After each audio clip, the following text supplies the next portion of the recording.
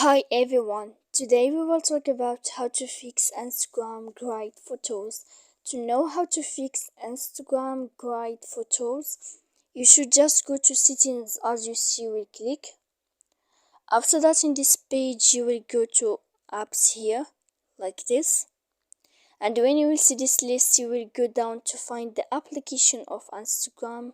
Here there is like this. Then when you will enter here, you will go to first stop. When you will end this, you will enter to storage.